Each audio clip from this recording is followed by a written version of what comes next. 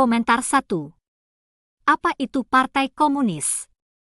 Penggunaan kekerasan mungkin tak dapat dihindarkan ketika mencoba untuk merebut kekuasaan politik, tetapi tidak pernah ada sebelumnya sebuah rejim yang begitu bernafsu melakukan pembunuhan dalam masa damai seperti Partai Komunis Tiongkok.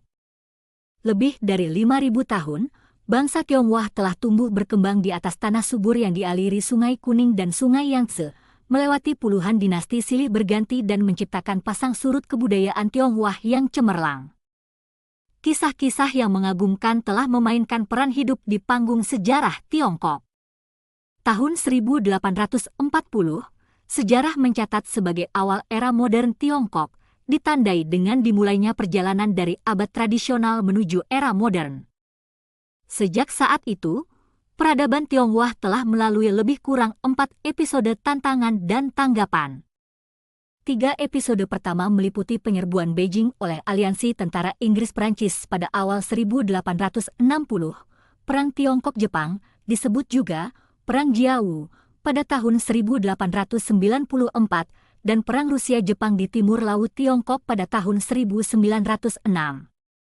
Terhadap 3 episode tantangan ini, tanggapan Tiongkok adalah memasukkan peralatan dan senjata modern, yaitu pergerakan kebaratan, reformasi institusional melalui gerakan reformasi pada tahun 1898 dan usaha memberlakukan hukum konstitusional pada akhir dinasti Qing, dan setelah itu, revolusi demokrasi pada tahun 1911.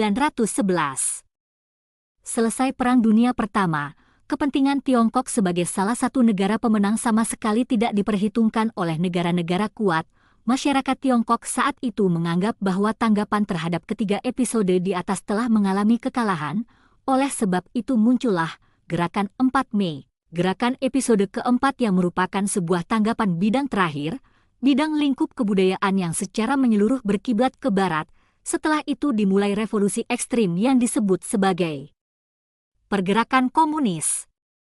Yang diurai dalam bab ini adalah dampak dari gerakan komunis dan Partai Komunis terhadap peradaban di Tiongkok.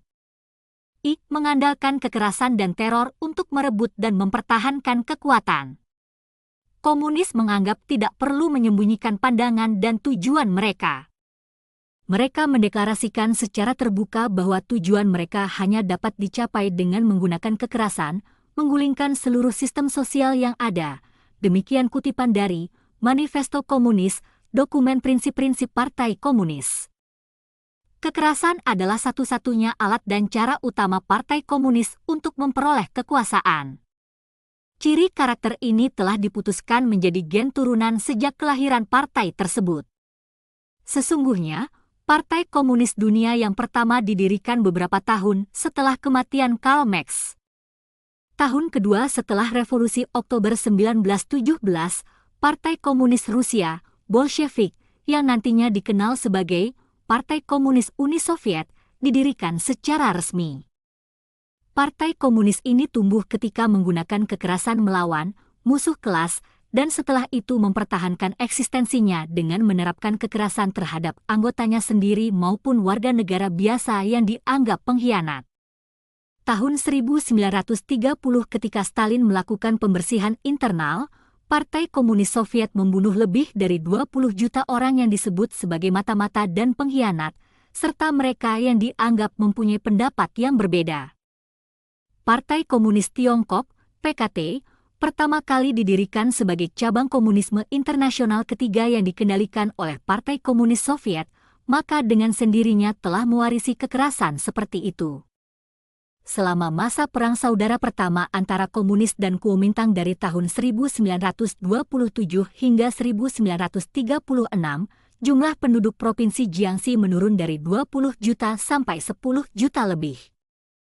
Kerusakan yang timbul akibat menggunakan kekerasan dapat dilihat dari besarnya korban itu sendiri. Bila dikatakan bahwa penggunaan kekerasan tidak dapat dihindarkan ketika merebut kekuasaan politik, maka tidak pernah ada sebelumnya sebuah rejim yang begitu bernafsu melakukan pembunuhan dalam masa damai seperti Partai Komunis Tiongkok. Sejak tahun 1949, angka kematian akibat pembunuhan secara kejam oleh PKT telah melebihi jumlah kematian selama masa perang 30 tahun sebelumnya.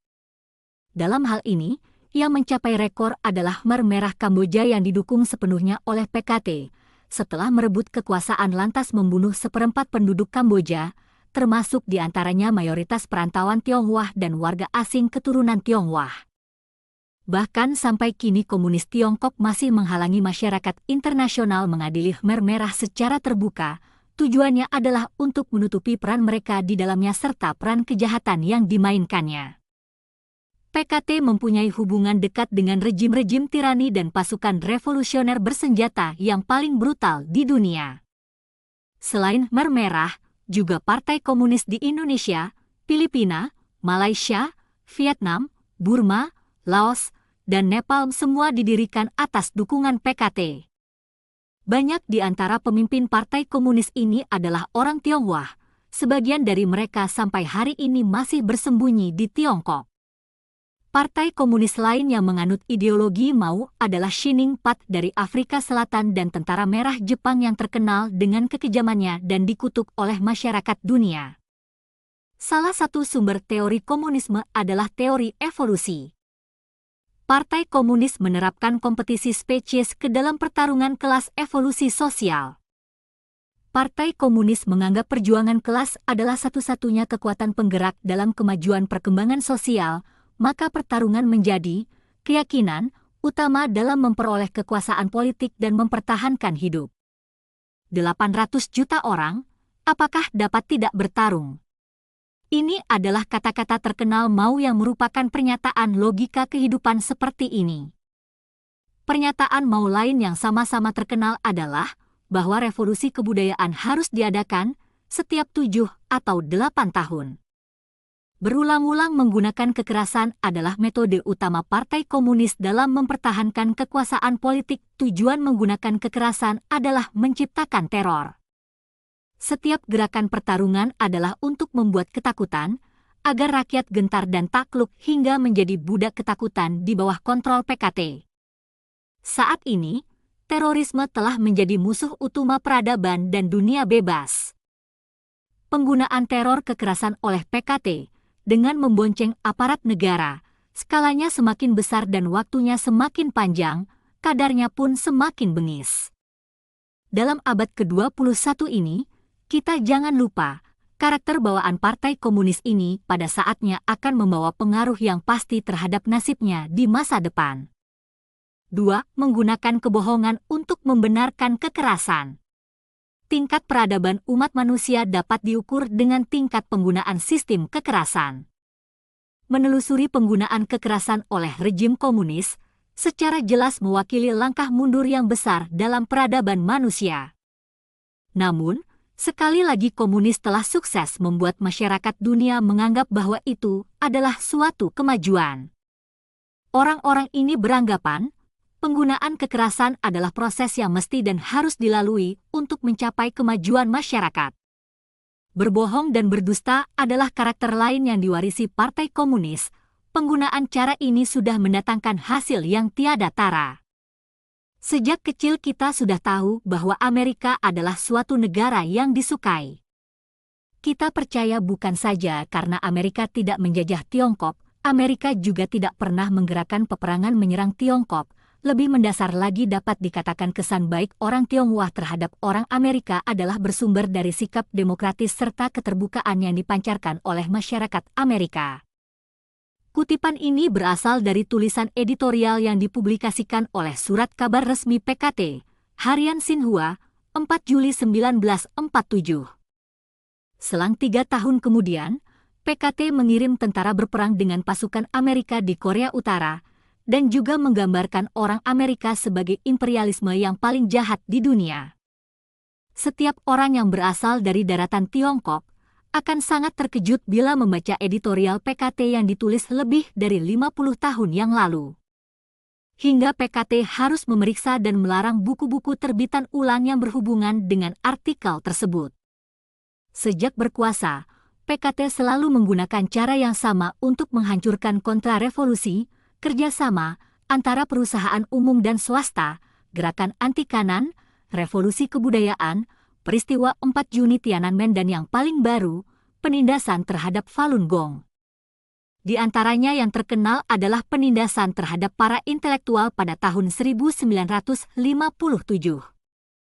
PKT memanggil para intelektual agar mereka memberikan pendapatnya kepada PKT, namun setelah itu mereka ditindas sebagai golongan kanan, pendapat mereka dijadikan sebagai bukti tindak kriminal. Ketika orang mengkritik penindasan tersebut sebagai konspirasi gelap, mau memberikan pernyataan kepada publik secara terbuka, itu bukan konspirasi gelap, tetapi siasat dalam keterbukaan. Penipuan dan kebohongan telah memainkan peran yang sangat penting bagi PKT dalam memperoleh dan mempertahankan kekuasaannya. Kaum intelektual Tiongkok sejak dahulu kala memiliki kesadaran sejarah yang dalam. Tiongkok adalah suatu negara yang mempunyai catatan sejarah paling panjang dan paling sempurna, karena orang Tionghoa mau menggunakan sejarah untuk menilai kenyataan, hingga mencapai peningkatan spiritual pribadi di dalamnya. Oleh sebab itu, menyembunyikan dan mengubah sejarah juga menjadi metode utama rejim PKT agar tetap berkuasa. Dalam propagandanya dan publikasinya, PKT telah menulis ulang sejarah, mulai dari awal masa negara-negara berperang Chunqiu, 770-476 SM, hingga yang terakhir revolusi kebudayaan, semuanya diputarbalikkan dan diubah, terus-menerus dilakukan selama lebih dari 50 tahun, segala upaya untuk meletakkan kembali wajah kebenaran sejarah telah dihalangi, dihancurkan dan dimatikan. Ketika kekerasan saja tidak cukup sehingga perlu dimodifikasi, maka penipuan dan kebohongan lantas digunakan. Kebohongan adalah sisi lain dari kekerasan dan alat pembenaran kekerasan. Kita harus mengakui, penipuan dan kebohongan bukan diciptakan oleh Partai Komunis Tiongkok, itu hanya ketidaksenonohan yang telah ada sejak dahulu dan digunakan oleh PKT tanpa malu. PKT berjanji akan memberikan tanah kepada petani, berjanji memberikan pabrik kepada pekerja, berjanji memberikan kebebasan dan demokrasi kepada kaum intelektual, berjanji memberikan kedamaian. Tak satu pun dari janji-janji ini terlaksana. Satu generasi orang Tionghoa yang dibohongi telah mati dan satu generasi berikutnya terus dibohongi. Ini adalah kepedihan paling besar dari orang Tionghoa, juga adalah kemalangan besar dari bangsa Tionghoa. 3. Sikap dan prinsip yang selalu berubah.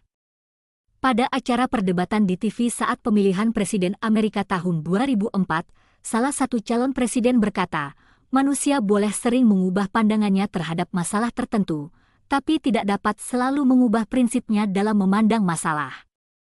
Orang yang selalu mengubah prinsipnya bukanlah orang yang dapat dipercaya dan diandalkan. Partai Komunis adalah tipikal yang biasanya berulang-ulang kali mengubah prinsip-prinsip mereka. Sejak masa didirikannya, PKT telah mengadakan 16 kali pertemuan perwakilan nasional dan 16 kali mengubah undang-undang partainya. Setelah 50 tahun merebut kekuasaan politik, PKT telah 5 kali mengubah HUD-nya. Idealisme Partai Komunis adalah persamaan sosial. Persamaan sosial adalah untuk menerapkan paham masyarakat komunis. Namun, Tiongkok yang dikuasai oleh Partai Komunis adalah negara terparah di dunia dengan masalah paling serius dalam perbedaan kaya dan miskin. Banyak anggota partai negara telah menjadi kaya raya, sementara 800 juta rakyat Tiongkok terjepit di dalam kemiskinan. Teori PKT berkembang dari Marxisme, ditambah pemikiran Mao, ditambah lagi teori Deng dan terakhir, teori tiga wakil, Jiang. Antara Marxisme dan ideologi Mao sama sekali tidak ada sangkut paut sedikit pun dengan teori Deng dan tiga wakil, Jiang, arah jalan yang ditempuh berlawanan, perbedaannya sangat besar, namun masih juga bisa diletakkan bersama di atas meja sembahyang untuk disembah, sungguh suatu hal yang tidak lazim. Partai Komunis tidak mempunyai pendirian, prinsip-prinsip partai yang berkembang sebagian besar saling bertentangan satu sama lain. Misalnya gagasan integrasi global yang melampaui negara dan bangsa bertentangan dengan gagasan nasionalisme yang ekstrim, penghapusan pemilikan pribadi dan eksploitasi kelas bertentangan dengan gagasan untuk mengajak para kapitalis bergabung ke partai. Prinsip dasarnya mengarah ke selatan namun dibawa ke utara dan ini merupakan suatu hal yang lumrah saja. Sejarah mencatat, dalam upaya mempertahankan kekuasaannya, prinsip yang dipertahankan kemarin bisa dilepas hari ini, kemudian esok hari berubah lagi. Hal ini ditemukan di mana-mana. Namun apapun perubahannya, tujuan komunis sangat jelas, yaitu merampas dan mempertahankan politik kekuasaan, dan tetap berusaha menguasai masyarakat secara mutlak. Dalam sejarah PKT, sudah lebih dari 10 kali terjadi tentang apa yang disebut sebagai pergulatan, Anda mati saya hidup. Dalam kenyataannya semua itu pergulatan internal saat terjadi perubahan pendirian dan prinsip. Perlu dijelaskan bahwa setiap perubahan pendirian dan prinsip adalah datang dari krisis legitimasi dan kelangsungan hidup yang tidak dapat dihindarkan oleh PKT. Kolaborasi dengan Partai Kuomintang, politik luar negeri yang memihak Amerika, reformasi ekonomi dan perluasan pangsa pasar, atau mempromosikan nasionalisme, merupakan kompromi untuk perebutan dan pemantapan kekuasaan. Siklus penindasan atau rehabilitasi, semuanya berhubungan dengan perubahan prinsip-prinsip dasar PKT. Pepatah Barat mengatakan kebenaran adalah abadi, kebohongan akan berubah selamanya. Ada kebijakan dalam pepatah ini. 4. Memusnahkan sifat manusiawi dan mengganti dengan prinsip partai. PKT adalah rejim otoriter yang menganut paham Leninisme. Pada awal pendirian PKT, telah ditentukan 3 jalur pokok, yakni jalur politik, jalur intelektual, dan jalur organisasi. Jalur politik adalah untuk menentukan tujuan, jalur intelektual adalah fondasi filosofi partai, jalur organisasi untuk melaksanakan tujuan dan mencapai tujuan. Tuntutan utama terhadap anggota Partai Komunis dan penduduk dalam masyarakat komunis adalah kepatuhan secara mutlak. Inilah makna keseluruhan dari apa yang disebut jalur organisasi. Di Tiongkok, orang-orang memahami bahwa secara umum anggota Partai Komunis memiliki ciri khas kepribadian ganda. Dalam kehidupan pribadi, anggota Partai Komunis memiliki sifat manusiawi secara umum, seperti perasaan gembira, marah, sedih, senang. Mereka juga memiliki kelebihan dan kekurangan. Mungkin mereka adalah orang tua, suami, ataupun teman. Namun prinsip partai, sesuai dengan tuntutan Partai Komunis, jauh melebihi sifat manusiawi secara umumnya. Jika sifat manusiawi adalah relatif, sedangkan prinsip partai adalah mutlak adanya, tidak boleh diragukan dan tidak boleh dilawan. Selama masa revolusi kebudayaan, orang tua dan anak saling menyakiti, suami dan istri saling menyerang, guru dan murid saling melaporkan ke partai. Ini adalah akibat berperannya prinsip partai, konflik dan saling membenci. Pada periode awal, jika ada anggota keluarga yang dikategorikan sebagai musuh kelas dan ditindas, pejabat tinggi sekalipun tidak mampu berbuat apa-apa. Contoh yang demikian sangat banyak, semua karena berperannya prinsip-prinsip partai. Prinsip kepartaian yang sangat kuat menguasai individu seperti itu adalah berkat latihan jangka panjang oleh organisasi Partai Komunis. Latihan seperti ini dimulai sejak taman kanak-kanak. Dalam pendidikan taman kanak-kanak, walaupun standar jawaban yang diberikan tidak sesuai dengan pengetahuan umum dan sifat anak-anak, namun memenuhi standar penilaian yang baik. Pendidikan politik yang dimulai dari sekolah menengah hingga universitas, yang dipelajari adalah harus mematuhi jawaban standar yang diberikan oleh partai. Jika tidak memenuhi syarat, maka tidak akan lulus. Berbicara di depan umum, anggota partai harus tetap konsisten dengan garis partai sekalipun ia bertindak atas nama pribadi. Organisasi PKT membentuk piramid besar, dengan kekuasaan sentral ada di puncak mengontrol keseluruhan hierarki. Struktur yang unik ini merupakan gambaran rejim PKT, sesuatu yang dapat menghasilkan kepatuhan yang absolut. Saat ini, Partai Komunis Tiongkok telah merosot menjadi kelompok politik yang mempertahankan keuntungan pribadi. Sudah tidak ada lagi tujuan memperjuangkan hal yang menjadi cita-cita komunis, namun prinsip organisasi tetap tidak berubah, tuntutan terhadap sifat partai tidak berubah. Partai ini, dengan menempatkan dirinya di atas semua umat manusia dan sifat manusiawinya, menyingkirkan semua organisasi maupun perorangan yang dianggap mengganggu kekuasaan, meski orang itu adalah masyarakat biasa ataupun pemimpin tingkat tinggi PKT. V. Makhluk jahat yang menentang alam dan menentang sifat manusia. Segala makhluk hidup di atas langit dan di bumi semuanya memiliki siklus lahir, tumbuh, tua dan mati. Berlainan dengan rejim komunis, semua masyarakat non-komunis, bahkan yang berada di bawah pemerintah totaliter keras dan diktator sekalipun, organisasi masyarakatnya masih diperbolehkan berkembang sendiri dan menentukan nasib sendiri. Masyarakat Tiongkok kuno sebenarnya adalah suatu struktur dualisme, desa dengan organisasi spontan yang berintikan klan patriarkal, garis keturunan ayah, sedangkan daerah perkotaan dengan organisasi spontan yang berintikan serikat pekerja. Sedangkan struktur pemerintah dari atas hingga ke bawah melulu hanya mengurusi masalah pemerintah tingkat kabupaten ke atas. Totalitarisme sosial masa kini yang paling jahat selain komunis, misalnya rejim Nazi, masih memperbolehkan adanya hak properti dan hak milik pribadi.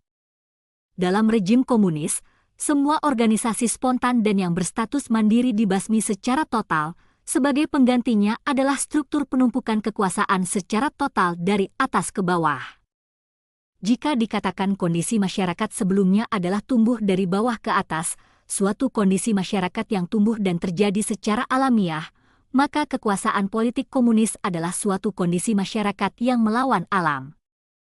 Dalam komunisme, tidak ada standar sifat manusia umum seperti belas kasih dan baik serta rakus dan jahat. Hukum dan prinsip menjadi standar yang bisa diubah sesuai kehendaknya. Tidak boleh membunuh orang, terkecuali musuh yang ditentukan oleh partai.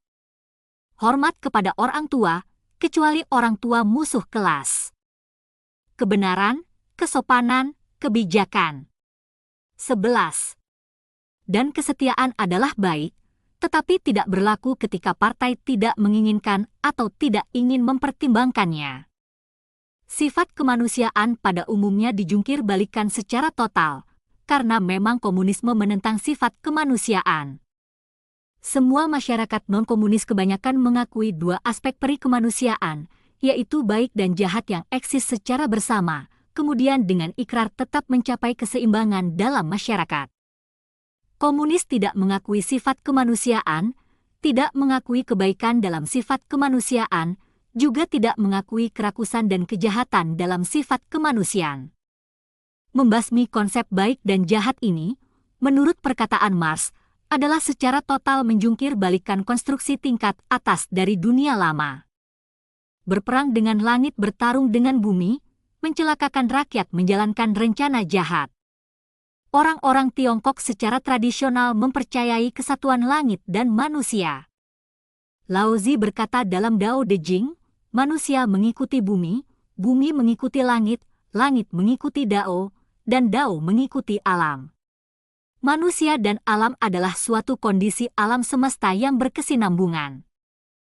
Komunis adalah juga sebuah kehidupan, tetapi pengingkarannya terhadap alam, langit, bumi dan manusia adalah suatu kehidupan jahat yang mengingkari alam semesta.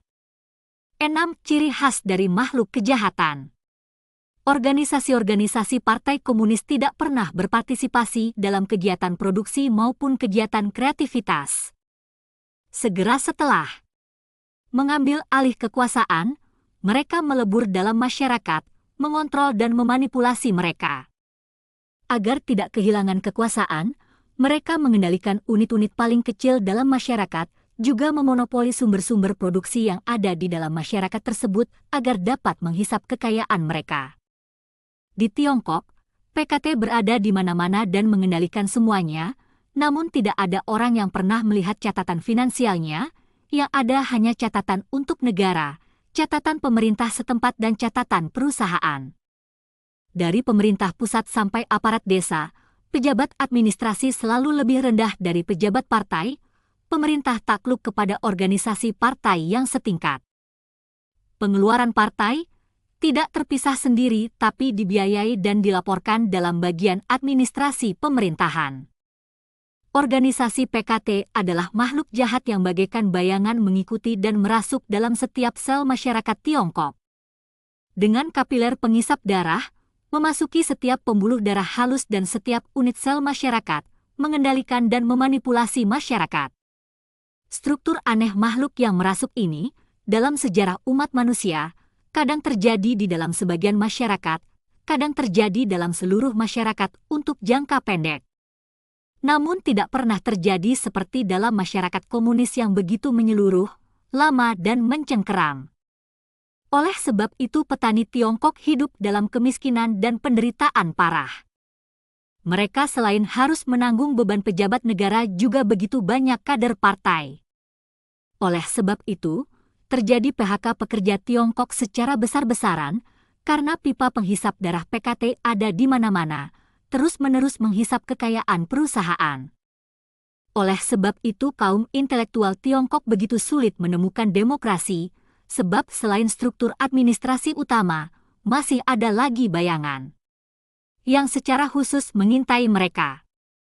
Makhluk merasuk perlu secara mutlak mengendalikan spirit yang dirasuki agar dapat memperoleh energi dan mempertahankan keberadaan dirinya. Ilmu pengetahuan politik modern menganggap kekuasaan masyarakat datang dari 3 sumber, yaitu kekerasan, kekayaan, dan ilmu pengetahuan. Komunis memonopoli dan tidak ragu-ragu menggunakan kekerasan untuk merampas harta masyarakat dan yang paling penting adalah merampas kebebasan berpendapat dan pers, merampas kebebasan spiritual dan kesadaran masyarakat untuk mencapai tujuan mengendalikan kekuasaan masyarakat secara mutlak. Dapat dikatakan, pengendalian secara ketat oleh makhluk komunis Tiongkok ini sulit dibandingkan dengan rejim manapun di dunia ini. 7. Mawas diri singkirkan makhluk merasuk PKT. Dalam piagam pertama, Manifesto Komunis, Marx menyatakan, pada tahun 1848, sebuah roh komunis, sedang berkeliaran di Eropa. 1 abad kemudian, komunis bukan lagi sebuah roh, melainkan benar-benar memiliki suatu materi fisik secara konkret. Roh ini, dalam 100 tahun di abad yang lalu, menyebar ke seluruh dunia seperti suatu epidemi, membunuh puluhan juta jiwa, merampas harta ratusan juta orang dan juga kebebasan spirit dan roh asal mereka. Basis awal Partai Komunis adalah merampas semua harta milik pribadi untuk membasmi kelas penghisap. Harta milik pribadi seseorang adalah basis dari semua hak sosial masyarakat dan seringkali juga adalah bagian yang paling penting dari pembawa kebudayaan bangsa. Orang-orang yang telah dirampas harta pribadinya, semangat kebebasan dan kesadaran sudah tentu juga terampas. Hingga pada akhirnya kehilangan kebebasan untuk memperoleh hak sosial dan politik. Menghadapi krisis kelangsungan hidup dirinya, Partai Komunis Tiongkok terpaksa mengadakan reformasi ekonomi pada tahun 1980. Sebagian dari hak milik pribadi dikembalikan kepada orang-orang. Ini menciptakan lubang pertama dalam mesin pengendali kekuasaan politik PKT yang sangat besar dan rumit. Sampai hari ini, lubang ini makin lama makin membesar, berkembang menjadi ajang pengumpulan harta secara gila-gilaan dalam seluruh anggota tubuh PKT. Dengan kekerasan dan kebohongan, meski makhluk jahat merasuk ini secara terus-menerus mengubah tampak penampilan luar, namun dalam beberapa tahun ini sudah menampakkan kegagalan, mencapai kondisi histeris bila menghadapi sedikit gangguan. Mereka mencoba menyelamatkan diri dengan semakin membabi buta mengumpulkan harta dan kekuasaan, tapi justru menambah selangkah lebih maju lagi ke ambang pintu krisis. Tiongkok masa kini tampil makmur, tetapi krisis sosial telah terakumulasi sampai ke tingkat yang belum pernah dilihat. Menurut kebiasaan PKT, kemungkinan akan sekali lagi menggunakan teknik politik masa lalu, termasuk sekali lagi melakukan kompromi sampai tingkat tertentu, rehabilitasi terhadap penindasan yang pernah dilakukan terhadap gerakan pro-demokrasi lapangan Tiananmen atau Falun Gong ataupun menciptakan kelompok lain dari musuh yang ia pilih, agar seterusnya dapat melanjutkan penggunaan kekuatan teror. Menghadapi tantangan dalam beberapa ratus tahun ini, bangsa Tionghoa telah menjawab dengan dimulai dari mengimpor senjata, membentuk sistem sampai kepada revolusi yang ekstrim dan kejam, mengorbankan banyak jiwa, kehilangan sebagian besar kebudayaan tradisional Tiongkok, terbukti sudah bahwa tanggapan atas tantangan tersebut masih saja merupakan suatu jawaban yang gagal. Tatkala perasaan dendam dan kemarahan menguasai rakyat Tiongkok, Partai Komunis mengambil kesempatan masuk dan pada akhirnya mengendalikan bangsa yang tetap mewarisi peradaban kuno itu. Dalam krisis yang akan datang, tidak dapat dihindarkan, orang-orang Tionghoa sekali lagi dihadapkan pada pilihan.